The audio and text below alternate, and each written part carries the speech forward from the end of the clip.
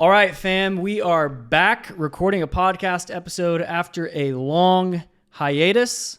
My apologies, our apologies for the pausing, the unexpected pausing, but you should be glad that we did, because any podcast we would have made in the last 6 months would have been obsolete and a waste of your time because of how the industry has changed with Claude, OpenClaw, whatever you want. So we're going to be talking about that today because, Andrew, how many man hours would you say you've put into this since we discovered OpenClaw back in like February? My life has not been the same. I haven't slept the same since the end of January this year. Number one, because I had a baby, but number two, because of all these developments, I just couldn't sleep, couldn't keep myself from diving in a little bit more and just uncovering everything. So yeah, it's super powerful. I'm saving, I don't even know, man, dozens, tens, I don't know, 80 hours a week. I'm able, more like the productivity that you're able to get with these tools is just unparalleled. So excited to talk about it. And my background looks different because I left beautiful sunny California. I moved out to Tennessee. So I'm in a new house, and no, I'm not sick, but I have a greeny look because there's just a ton of greenery outside and it's changing the light. So I'm going to figure that out. But anyways, let's dive in to our topic today, which is 5 ways in which we are using Claude to supercharge our Amazon PPC. All right, reason number 1 is context awareness. But before we actually dive into that, Andrew is going to do a little live demo for us, and then we'll continue talking through the episode while Claude is working away real time. But Andrew, what have you got? Yeah, so we've got the Claude app pulled open here. I thought the best way to demonstrate the power of this is just to show a quick little demonstration. So I have a long prompt that I've put together. It's going to pull together a big report that's going to give us an insight into a bunch of different things within an Amazon account. This is going to be leveraging the AdLabs MCP. Now, a lot has happened in the last 6 months. We actually launched the AdLabs MCP. It allows you to connect Claude or any AI tool directly to your AdLabs data and pull in everything. So you can query and ask questions and pull reports and all that type of stuff. So I'm just going to paste in. I have a long prompt prepared here in VS Code here. So I'm going to pull that over. I'm going to copy that in. It's nice and long. It's going to pull a whole bunch of stuff. I'm going to turn this to act without asking. So it's just going to do a whole bunch of stuff. And then we will come back to this at the end of the episode and show you what it put together. It's going to be a really nice report. So, all right. The first thing we're talking about today is context awareness. So Andrew and I built up a reputation over the years of being like, say no to AI, AI sucks, and we just need to draw a quick disclaimer of why we are now pivoting to being all in on AI. And that is because there are 2 types of, well, there's 3 types really of like machine learning AI. Just a really clear example, image generation. It's based off of billions of pixels, determining patterns in these pixels, and then using that to predict where a pixel should be to get to a certain outcome, right? Can that optimize your Amazon PPC campaigns? No, obviously not, because it's pixels. It's not PPC, right? The second type of AI that's been around for a long time is number-based patterns. So it's just looking at a bunch of numbers. Oh, here's our CPC at this level. Here's our sales and profit and ACoS, whatever, at these levels. Let's predict, when our CPCs were higher, we actually had more sales and more profit. That must mean a bigger bid is better. So we're going to increase bids. Why that doesn't work is because it doesn't know that was Prime Day or that was Christmas or whatever. It doesn't use words, right? Claude, and where all these like AI agents are now becoming super popular, is all language-based AI, which is significantly better because language-based AI can actually reason through things and explain its reasoning, and more importantly, it can have that context. So just a simple number-based AI automation that you can't actually talk to isn't going to be able to understand the context. So whenever we've ever had guests on, or whenever we've been talking or doing Q&As and people ask questions, we always say it depends.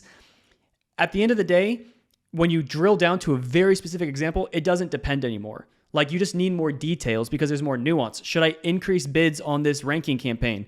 It depends, because it matters about a bunch of different variables. Once you have enough information, context, nuance, etc., it doesn't depend anymore. It's going to be either a yes or a no, because that we can now provide context with our data to these AI agents.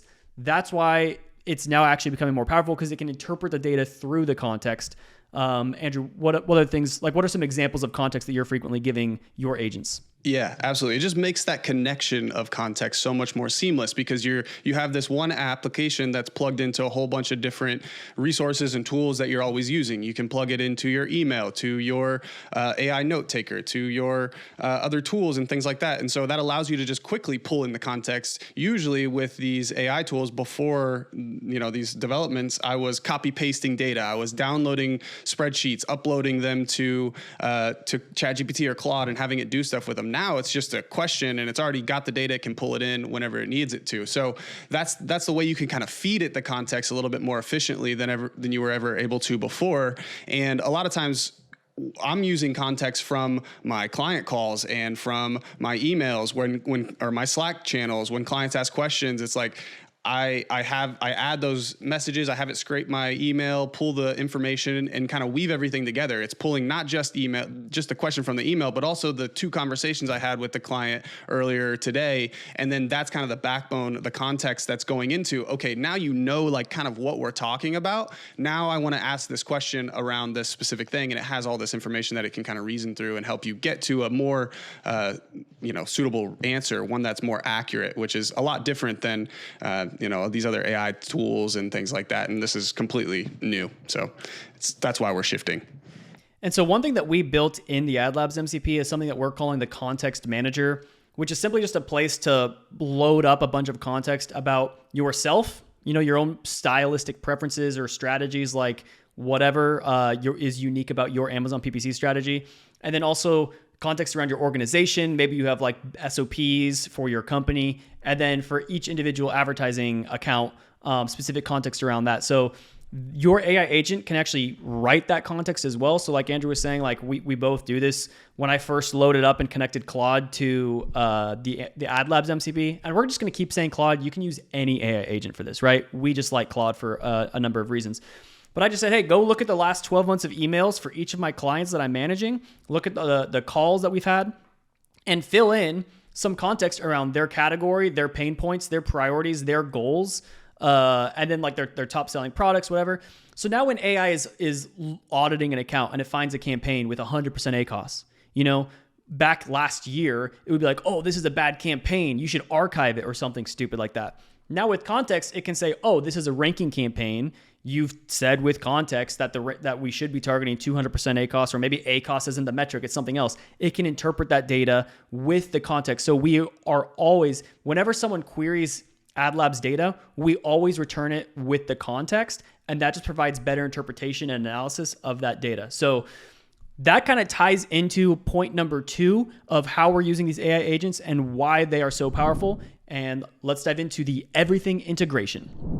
As we alluded to, Claude connects to everything. It allows you to pull in so many different resources, connect to different tools, and you have a single hub to operate all of your different channels, all of your different tools with language, just simple text that you're writing to Claude. Now, I thought it'd be useful to go through some of the different connected apps that we're utilizing on a regular basis, specifically for Amazon PPC, how you might be able to use these in your day-to-day workflows and how it kind of helps speed things up. We'll give you some tips on that. So I can start by just running through them, listing them off, and then we can run back through and kind of break down how we're using them. So number 1, we have Gmail. Obviously, connect to your email or whatever email service you're using. Fathom, AI note takers. We got your task tracking app. So we use ClickUp. You can use Monday.com. They've got a bunch of integrations. AdLabs MCP. Or you could use whatever Amazon Ads MCP, or you've got the Amazon API or MCP you could connect to as well. You got Slack, Canva, Higgsfield, and then also other models. So this is something that you can do within Claude Code, is actually set up API integrations with ChatGPT, Gemini, Grok, and we'll run through exactly how you can use that and leverage that. So starting off, email seems pretty straightforward. You can, I have Claude pull this on a regular basis, have scheduled skills every day that run through before I even get to my desk. It's scraping through all my emails and putting together a summary, a brief of just anything that I missed, anything that's relevant, anything that's top of mind. It's, like I mentioned before, the ability to pull in context from past emails, search your emails really quickly, find stuff, like just being able to prompt and find what you're looking for, generating copy for emails a lot of times based on previous conversations, like, just reading through those emails and drafting responses to kind of help curate what you're trying to say. There's a ton of different use cases for Gmail, but anything to add there, Steven? Yeah, I mean, I like having Claude. So unfortunately, I had to like fire my VA because, frankly, just Amazon, this Claude thing was able to do much more than like what a typical VA can do. And so, if you are a VA, my biggest piece of advice to you is just you have to become a power user of Claude and make yourself unfireable. Like, you can't just, now that Claude can do what you can do, you can't keep doing what you're doing. You have to 10x the amount of value that you're doing to keep up with that. So you have to become a builder. Like, everyone now needs to be multidisciplinary. Like, you're now not just a specialist in one thing, you're a generalist in everything, and Claude is able to specialize in any of those things individually. And Claude is just like your power tool, or really Claude is your tool belt filled with power tools. But like, my VA was writing monthly emails for me. Just like at the end of the month, let's write a recap for each of our clients. And we had like kind of a different style for each thing. Claude was able to do such a better job because, again, it is a language-based model. So it really excels at anything that involves language, which for me, I've got one client who's about my age. We're very similar personality. We keep things very casual. I've got another client that's a group of, boomers that are very old school. And so like my email summaries to them look very different. And so I just had Claude look at all of my past emails for them. And then I've got one other client that's like super low maintenance. The emails are super brief. So it looked at each of those, wrote up like a tone of voice document, a style, like what's my style, what type of reporting am I usually like hitting on. And it can now, like at the end of the month, or if a client, let's just say a client reaches out and sends me an email, Claude sees that email, goes to AdLab, like the client's maybe asking, hey, we were running a deal on this product. How were sales during like the week that we were running that deal? Claude sees that, it pulls the data from AdLabs with context, and then it can use my tone of voice and draft a response for me that I can then go through and like tweak if anything needs tweaking, and then send it back to the client. So that's all the stuff that becomes like just incredibly powerful. And I'm also still using OpenClaw quite a bit. So if you guys would like us to do some more like tutorial videos specifically on like how to set up OpenClaw with Discord, which is by far the best way to be using OpenClaw, or Claude Code, which Andrew's been pretty deep on. So he's not even using like the Claude app itself. He's using the actual terminal within Mac to communicate with Claude. So if you guys want that content, leave comments and we'll try to make that. Yeah, there's so many use cases. I've actually talked to a lot of AdLabs users who are building within Claude Code and doing stuff way more advanced than me or Steven are doing. So like, we're going to put out what we know. There's obviously going to be a lot more that is out there that you can uncover that's way more technical and stuff. But yeah, super powerful. I love just the integration within day-to-day workflows of like task tracking too, like being able to, from my meeting notes, I'll be like, hey, run through my my recent meeting I had with the client, extract action steps, anything I said I was going to do, add it to my task tracking app. And it just does it automatically. And now I have clear insights on like, okay, here's what I got to do. Here's where I need to assign tasks to different people. And it can do some of the things and help with certain things. But yeah, it's super cool to have everything kind of interconnected so you can pull in all the proper context. And I'll just mention really quickly, the multi-model audit, that's really only going to work within Claude Code or within OpenClaw, Perplexity Computer. Yeah, something a little bit more flexible. OpenClaw and Claude Code work very similarly, but what you can do is just connect to ChatGPT, Gemini, Grok are the three that I have set up. And whenever you have a task, you can just create a little skill. It's just a little / command, which we'll talk about here in just a second, where it will send whatever the prompt is that you ran through Claude. Once that outputs, it'll send it to ChatGPT, and then it'll like refine it, and then it'll send it to Gemini, and then it'll send it to Grok, and they'll like work through a loop. It's a multi-model audit where it's auditing each other's work, and then it'll deliver the final thing to you. And usually the output is significantly better once you've run it through all these different models. They've fact-checked each other. They've error corrected, and you're getting to leverage all of these different powerful models, which, they have different benefits. Some of them are better at different things. ChatGPT is generally better at image generation and, things like that. So you can leverage the different ones. But ultimately, Claude is just that hub for everything that you need to do. And like you said, you need to become a builder. It's enabling me to do things that I have no business doing, because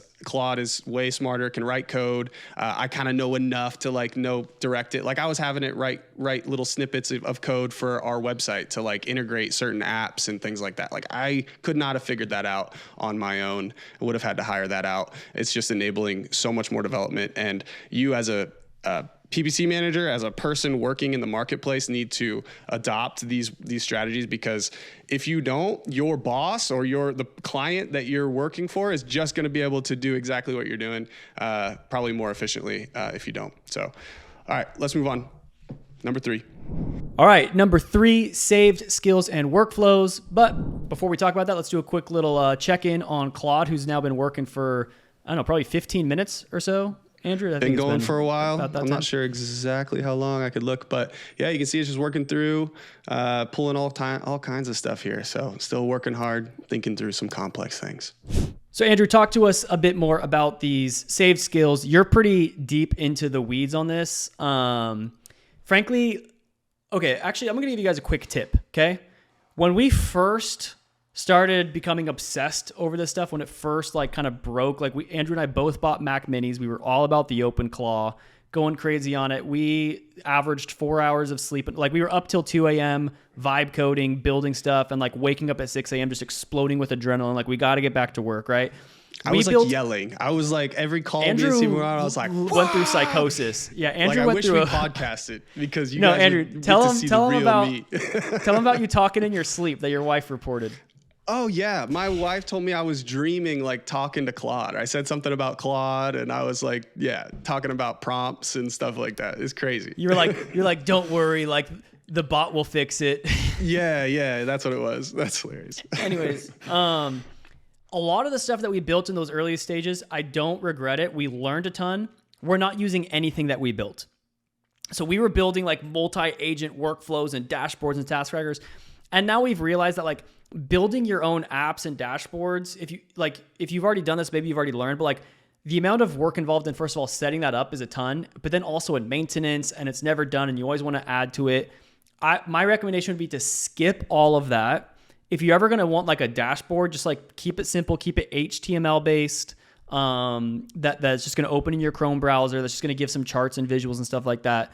But do not go crazy trying to build a whole separate app. You're going to lose way too much time, and now is not the time to be losing time or wasting time. Time is more valuable than ever because everything's moving so fast that like we really can't afford to like make mistakes unless if those mistakes are helping us learn.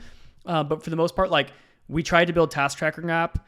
We realized just use ClickUp. Like it's not that expensive. Just use ClickUp. It's so much easier to just integrate to something that's working. Same with like ad labs, just use ad labs. Don't try to use the Amazon MCP. People are using Amazon does have an MCP, but like look at the last 30 days search terms in ad labs and then download a 30-day search term report in Amazon. Ad labs takes 2 seconds. Amazon's going to take like 2 to 5 minutes. Okay. What you're getting in that response is very similar to what the MCP experience is going to be like, because it's also going through Amazon's reporting API. So like you're just going to lose a ton of time, and it's very disjointed. It's not built for this specific purpose that like we are trying to build it for, which is like analysis, reporting, and optimization. So those are just some quick tips. You don't have to use ad labs, obviously. You can use whatever the heck you want, but that's just like we're giving you genuine advice. Like stick with the stuff that has a specific MCP built with Claude in mind, that's built to optimize that whole experience in terms of efficiency and time savings. Yeah, it's really all about like speed to implementation on like a small project on a small scale and to solve a very specific need. Realizing that it's going to change here in like 6 months anyway, and you just need to kind of try to solve like the small things within your day-to-day workflows that can be automated in a way that produces a good output every time. The problem you're going to run into a lot of times if you try to set up things with just like an AI thing that's pulling in data on a certain cron job or something like that is you run into issues. So it's better to have scripts that run. Those are going to be a lot more effective and more precise whenever you're pulling in data and things like that. So cron jobs, hopefully you guys all know what that is by now, but like it's just a job like chronological, like it runs on a time-based system, scheduled task, you can call it. But that's the thing that has really made these bots feel autonomous, is that it can be running like a daily routine, night routine, hourly routine, just always doing things like, hey, I want you to monitor, check my inbox every hour, right?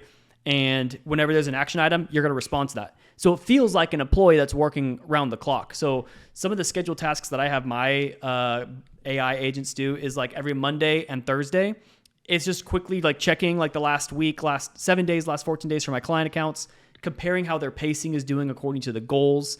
And then just like, if there's an issue, if we're under pacing on a certain goal, it's going to go through like the auditing workflow that I do and the troubleshooting steps, which is that on this? Yeah, that's part of this topic. So like there's something called markdown files, which is basically just text files, but it's like written in a certain formatting that most of these AI agents are using.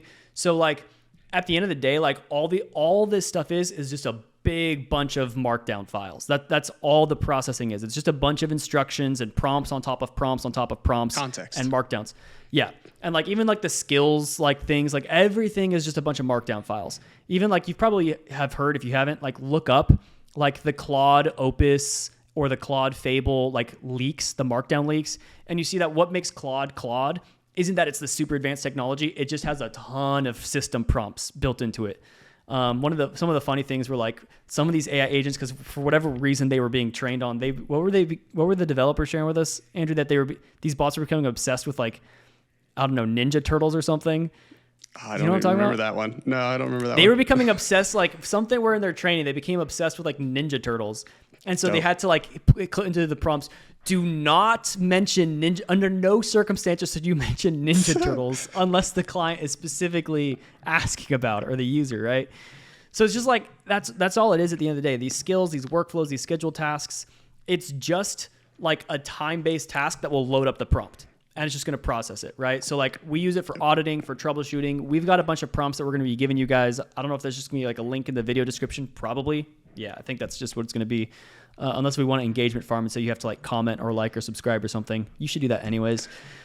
But how to troubleshoot rising A costs. This is something just taken from our masterclass plus our podcast episodes. Just took those transcripts, turned it into a markdown, realized it was missing a bunch of context. So I just put a bunch of work to make it even better. So if your A cost has increased over time, this is going to look through. It knows exactly where to go in your PPC data to find why that happened, where that happened, and troubleshoot it. Same with falling sales. So these are two different like skills, markdowns, whatever you want to call them. One is like your sales dropped. It's going to diagnose exactly why that is. Was it search volume? Was it the product pricing changed? Whatever. It's going to figure that out. And then Andrew, you had a couple ones as well. Yeah, I've got a few. I'm going to give you a search query performance report, or a markdown file that'll allow you, if you're using AdLabs or any SQP report, MCP provider, you can run it through. It's going to put together a really nice SQP report that's going to show you your top search terms, your ASIN conversion rate versus the market average, search volume trends, your purchase share trends, all of that type of stuff. It's really in depth. And then another thing I'm going to provide you is, I've been using this a lot, AMC query writer skill. So it has all of the tables for all the AMC schemas and all that type of stuff. It's got an instruction for how to write AMC queries. Put this together. It's worked better than anything else I've had. It's very simple. It's just a few files, and I'll give you that as well. So I use that. If you have AMC and you ever want to write a custom query, so say a client comes like asks this random question, they want to know a very specific thing, new to brand sales, like there's all kinds of use cases for AMC, but you can just give it to Claude, use this little / command, tell it to use this skill, and then it'll write the query for you. And it works pretty good. 9 times out of 10, I don't even have to edit the query. If you do, you just give it back to Claude, it'll rewrite it and fix it. And it works really well. So I'll provide that as for you. But these save skills and workflows are crucial for basically if you ever do something and you're like, man, I really love to do that again next week or next month, and I really like this output. You just tell Claude like, hey, go through everything we just did to get this output, and I want you to like get rid of all the stuff that I said that I didn't like, and basically create a framework for how we got to this output, and then save that as a skill. And then anytime that you want to do that again, you can just Just come in, /command, hey, I want to do this, tell it the profile, tell it a little bit more detail that it needs, and then boom, send it off, and you're going to get a much more consistent output of the same workflow. So I do this a lot with reporting. It's helped me a ton, just like weekly reporting for clients every single week. Every Monday, it's running a report, pulling the last week, and piecing that all together. Like Steven was saying, I gave it 2 years worth of weekly emails that I had sent to my clients with all the, the data and everything, how I wrote it and all that type of stuff. So providing that context to build those skills is often a really, really useful tool as well. There's more we could say on this. We're not going to. So we're going to dive into the number 4 huge way in which we're using Claude to supercharge our PPC. It sounds generic, product management and analysis, but it's actually massive. Whatever MCP you're using, and this is again why Amazon's MCP is not great, you can't tag things, right? In AdLabs, and again, it doesn't have to be AdLabs, it could be any tool, right, that supports tagging, but at least in AdLabs, you can tag campaigns, search terms, advertising accounts, keywords, products, whatever the heck. Anything that exists can be tagged, and it can be tagged multiple times under multiple different like categorizations. The reason why that's so huge is because all of my products for all of my clients have at least like 3 or 4 different tags. We're tagging them by like, different categories. Like let's say you're a supplements seller, right? Here's the protein ones. Okay, great. Here's the creatine ones. Great. Then you got another ones by flavor. Here's vanilla, strawberry, chocolate, right? Each of those proteins are going to be one of those 3 things. Each of those creatines is going to be one of those 3 flavors. Okay, now you can group everything by like, let's just look at all the chocolate flavors across all of our supplements versus strawberries versus vanilla. You can analyze how do we do on different flavors? Which flavor do people like the most? And then you can also look at just the actual supplements themselves. How's protein doing versus creatine? And then you can also look at both of those breakdowns. How's chocolate protein doing versus whatever? And then size variations, right? So you tag every possible combination of what your products are.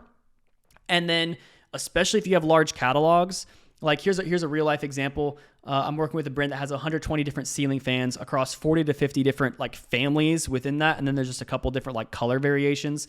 And then within that, they have 4 to 5 different prioritizations. Like here's top priority products, second priority, and then 3 to 4 different spend instructions. We do want to spend on this one. Don't want to spend on these ones. And then Prime Day's around the corner. So here's the Prime Day, since here's the non-Prime Day. Okay, they gave me this really huge Excel sheet with everything labeled out. I just took that Excel sheet, gave it to Claude, was like, go tag all these products accordingly. Once they're all tagged, now you can report however the heck you want.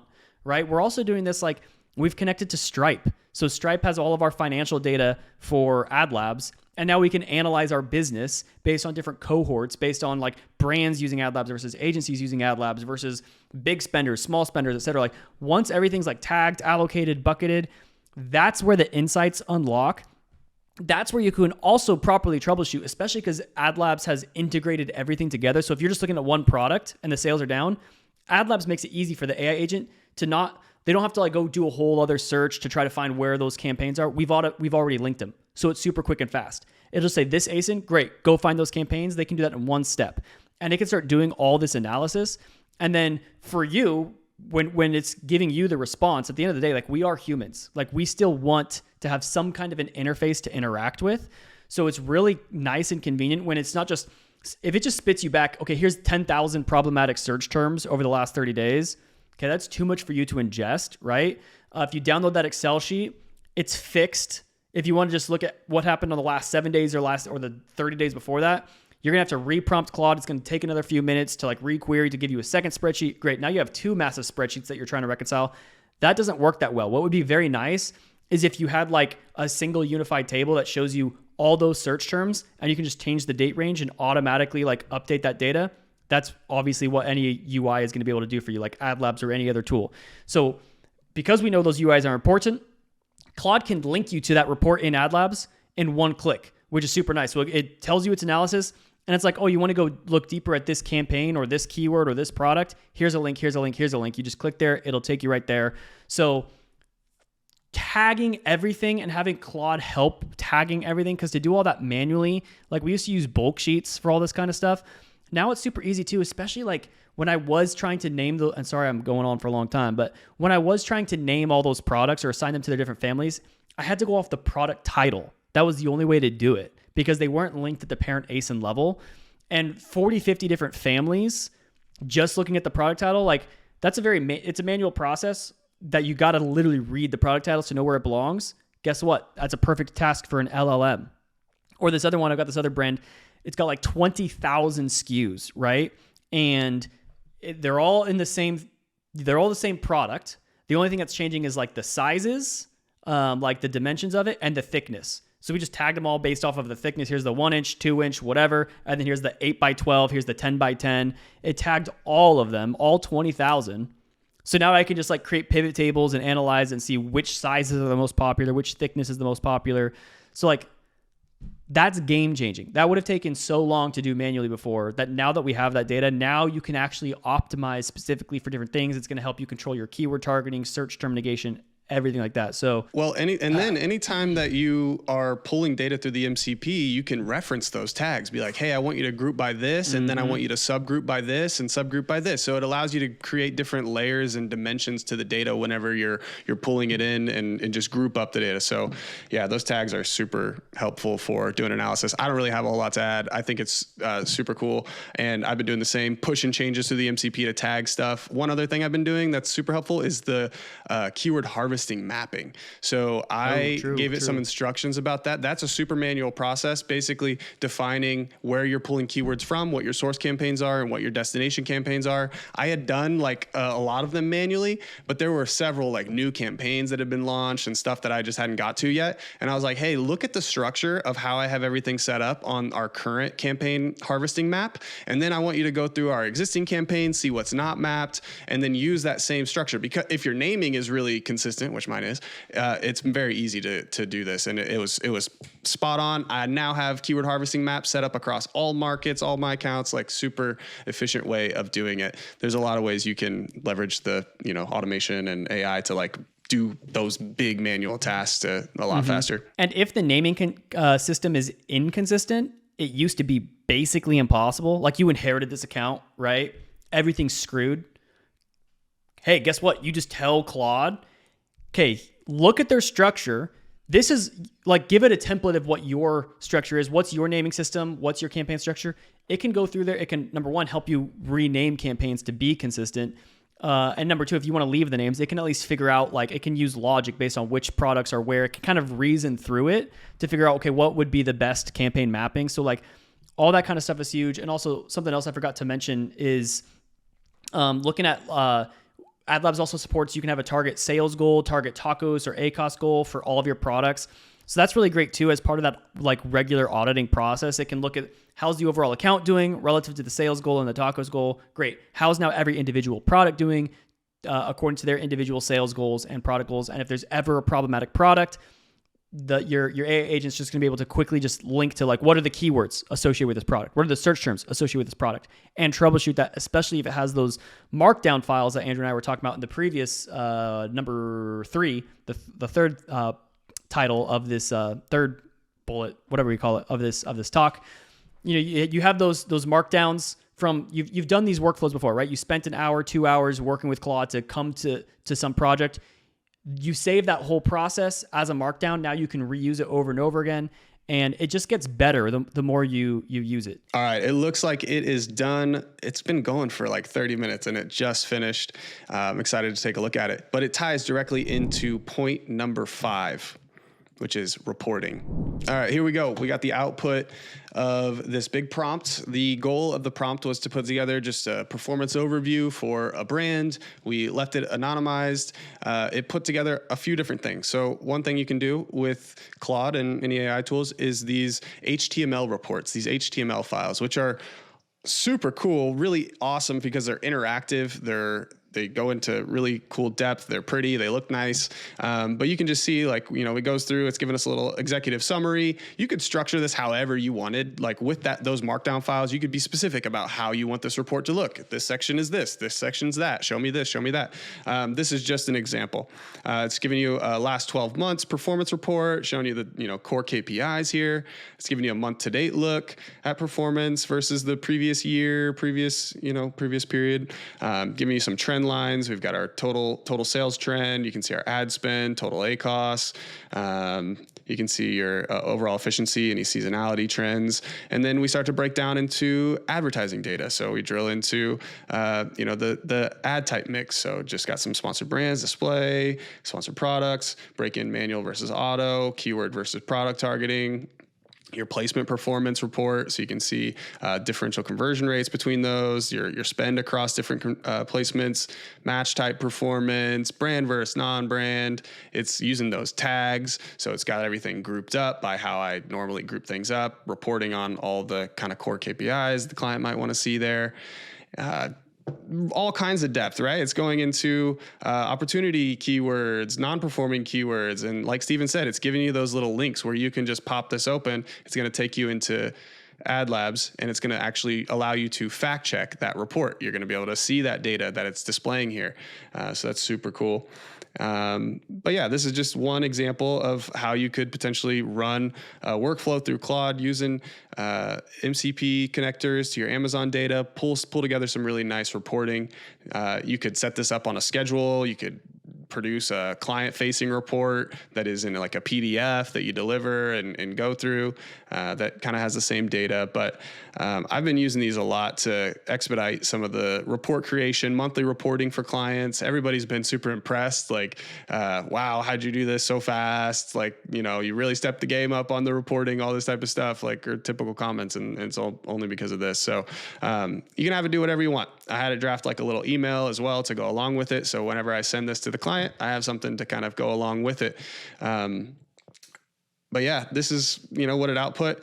Anything else to point out here, Steven, on this? No, I think that's all great. One thing that I really love about these AI note takers, being able to like capture the whole transcript and everything and give that to AI is like personally, like, after managing ads for 7 years, I kind of have things that I like to focus on, which sometimes can make me be a little bit blind to what the client is saying. So it's really great to have these AI agents just as like a second brain, just like based off of that call. Like I walked away with what I think are like the most important things, but like maybe I missed something, and while AI can't really hear the tone of voice that was used, it can if that tone of voice came across like in the words, like if they were using pretty strong vocabulary to express a certain point, And so I like to always ask my agents, what's the top like one or two things that they really just care about? Like if we're only going to do one thing right this next month, what's that thing going to be? And I'm surprised at sometimes how like it's a little bit different than what I was thinking, right? I'm usually just thinking like, oh, sales and ACOS, right? But it's like, no, they were actually saying profit is like the only thing they really care about, like bottom line, not top line, So, or they were like, or maybe I'm always looking at the account level. It's like, no, they actually really only care about this product launch. Like if total sales plummets, but like this one product really takes off, like the client would be, happier with that result. Okay, not sales tanking, but like if sales don't grow, but this product launch really takes off successfully, they would be way happier with that result as opposed to this product just like not getting any traction and their overall sales growing. Cause like right now, based off of that call, they're all in on this product. They've put a ton of resources into making this product get here. They need it to launch, And then from there, yeah, like, you can now have detailed reporting around that specific product and yeah, just like being able to synthesize all the possible data. And also these AI agents, like for you to do a really good report, you got to look at everything. It takes so much time because you can't just report on the total sales. You got to look at search terms, SQP, and the report that Andrew just had in there had everything, right? Because it was a very big prompt. That was a bit more of like an auditing type situation. It had everything in there. Just for the At the end of the day, yeah. But when you are reporting, like you can't give them everything, right? Because time is limited. Like to go through that whole thing Andrew just showed would be too much. So you want to pull out the highlights, right? Or the lowlights. And so these AI agents are going to be able to basically work through that and just grab like, okay, what's the top like 2 to 3 call outs? That's going to be the main topic for this call. And then we have everything else there. So when you're going into the client reporting call, you have everything there so you're ready in case if they have questions on whatever. It's all the data's there. But as far as your talk track goes, you're going to hit the 2 to 3 major points that we have really clear dedicated visuals just for that. Yeah. Don't get reporting overload. This is going to open up a can of worms for you where you can just like produce reports and ship them out to your client in like 5 minutes. But you really should spend some time on these. Like what I showed you, I wouldn't send that to a client. That's just too much information, too much to look through. What I actually share, sometimes I'll put together something like this, maybe not like that exactly, but something more in depth for myself, just to like look through. I'm trying to understand something or like dig into something a little more detailed, and I need a little bit more layers of detail. For the client, I'm not just going to send them this. I'm going to probably take some of this stuff and, like Steve was saying, trim out the most important things, put that into an email or something, or just like that's my talking points. I'm going to focus on that, and maybe I have it pull like a few charts or a few like resources within AdLabs that I can just like click and share, and then I have a screen share to kind of show to go along with a few points or whatever. But you can take these HTML files if you do like them, and you can throw them up on, I use Netlify. There's other services, but you can just like throw an HTML file. It creates a link. You can link it out to anybody. It's kind of nice for that. But yeah, like I said, don't get reporting overload. Don't just ship these out to your clients. Your clients are probably going to be doing a lot of data pulling on their own and sending you a lot of stuff. I've been getting that a lot. Like clients starts getting access to AI and Claude and start pulling on stuff. Why is this happening? Why is that? Sending me all kinds of stuff, sending me on rabbit trails. I just use Claude to like sift through it a lot of times and like, what are they trying to say? And then we pick it out. But yeah, there's the tendency to want to try to give more. And a lot of times you need to try to just pick out like what's most important and synthesize it a little bit better, because AI will do all kinds of unnecessary detail and a lot of words, and nobody's ever going to read it. And something else that that demo Andrew just shared did not include, that is something that we are normally doing, is because I mentioned before that AdLabs has those go-to links, so it can like hyperlink to anything in there. You can embed that in the report. So when it's like, here are the top 10 keywords, right? And here's like a list of all those keywords. Every single one of those keywords can be hyperlinked. So if you want to go straight to just whey protein powder, just click that button. It's going to take you straight there. And now you've got the exact time frame that was in the report, but now you can modify it and look at different things. Which campaigns was this in? You're going to see all that information there. So that's where the reporting becomes super powerful too. Like when you could just like hyperlink out to anything. So if they're like, here's how this keyword did in the last 30 days. And the client's like, well, how did it do the previous 30 days? Okay, well, I don't have that information in front of me, but you can by just clicking it, changing the date range, boom, there's the answer. So everything is just becoming far more convenient with the way technology is going. And at the end of the day, at least for the moment, it still requires that human intervention. You can't just tell Claude, optimize my Amazon PPC campaigns, because it's going to do it wrong, because it's going to Google search and just find a bunch of super generic content and try to apply like overly generalized information to your accounts, where right now, like the content out there for Amazon PPC isn't great. That's why we started a podcast in the first place.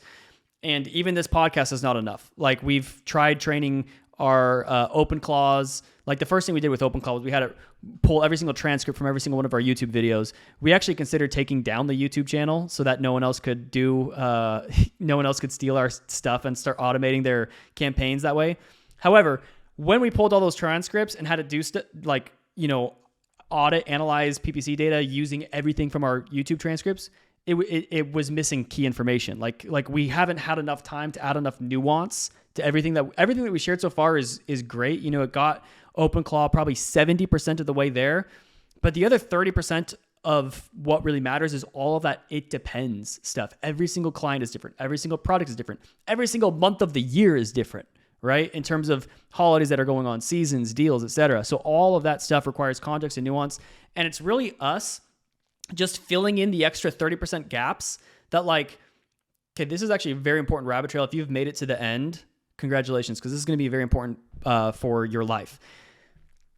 These agents have something called context, right? Like Claude is famously able to get us up to like 1 million token context, which the more context you give it, the more expensive it gets, but also the more accurate it gets, because it's able to handle a lot more of that nuance and those details. All right, that's nothing compared to like Andrew and I we're in our 30s. Like 30 plus years of life and context can be anywhere between 1 to 10 billion tokens that we always have with us. So when you start up a completely new chat with Claude, it's blank slate, right? So if you're wanting it to get a specific answer, you got to load that chat up with a bunch of context. That's where these skills, workflows, context manager, and ad labs all comes in. So it's all there that it can process, right? But us as humans, we're obviously not computers, but we always have like all of our memories, all of our life experience, things that you've, like, it could be stuff not even related to Amazon that has made you who you are. Just learning about like a way of talking with people that makes you more successful, right? That's all the stuff you're always carrying with you from all your past jobs, all your past relationships. That's where currently we can actually outperform AI in terms of like AI can't fully replace us. Once AI can handle, 100 billion tokens of context all the time, then yeah, it's just going to be better than us in every possible way. So anyways, yeah, I mean, that's kind of the end of that rant. Like right now, your years of life and experience overseeing this tool that can just move extremely quickly and efficiently with the proper instruction, like that's where the real edge lies now, is being able to manage that context that you're giving to this AI agent so that it can do your job. And if you can do that properly, you're going to 10x your overall productivity and wow all your clients and get really good results out of your PPC, and just everything in your work life is going to be able to move faster, more efficiently, and just better output. Yeah, Steven's got 10 billion context. I bumped my head a few times. I think I'm at like 7 now, but hey, some are better than others, 1 million. Yeah, better than 1 million. Still beating Opus. How old are you again, Andrew? I forget. 30. Yeah, about to be 31. Oh. I got 2 more years than you, so I have at least 2 out of 30. I have at least 6.6% more context than you. Nice. Yeah, it shows, dude. It shows. All right, y'all. Thanks so much for tuning in. Good to be back. We're planning on doing more content on AIs and MCPs for the rest of this year, potentially with lower frequency, but hopefully more thought in our content. So whatever you guys want, drop those comments in you know what I mean, and we'll make that content for you. That's right.